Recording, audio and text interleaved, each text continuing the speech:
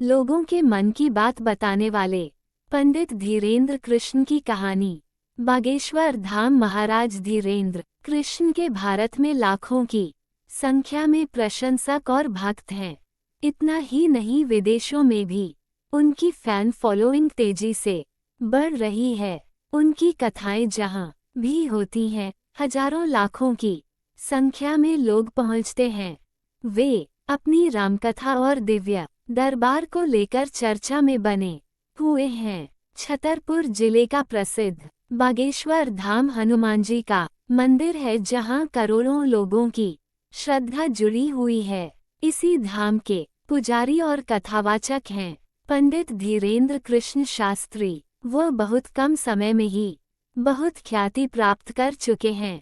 लोगों के मुताबिक शास्त्री बागेश्वर धाम आने वाले भक्तों की समस्याओं को बिना किसी व्यक्ति से बात किए ही बता देते हैं। राम कथा की वजह से पंडित धीरेन्द्र कृष्ण शास्त्री पूरे देश में मशहूर हैं। इनका जन्म 4 जुलाई 1996 में छतरपुर जिले के गड़ा गांव में हुआ है। पिता रामकृपाल गर्ग और मां सरोज गर्ग की 3 संतानों में धीरेन्द्र सबसे बड़े हैं। बचपन गरीबी में बीता है।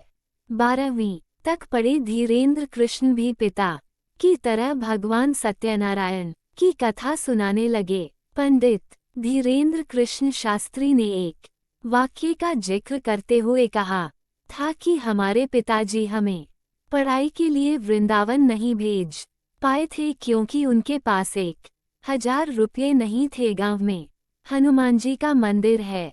इसी बालाजी मंदिर में उनके दादाजी भगवान दास गर्ग की समाधि है।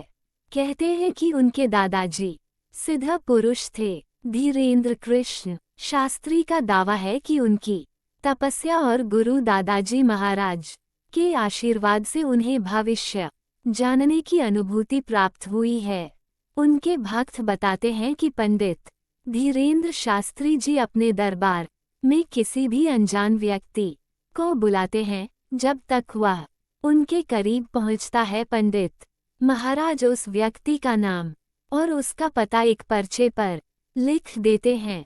इतना ही नहीं, दरबार में ही पंडित धीरेन्द्र कृष्ण महाराज उस व्यक्ति की परेशानियों को बता देते हैं। अगर आपको हमारी वीडियो अच्छी लगे तो हमारा चैनल जरूर सब्सक्राइब करें। धन्यवाद।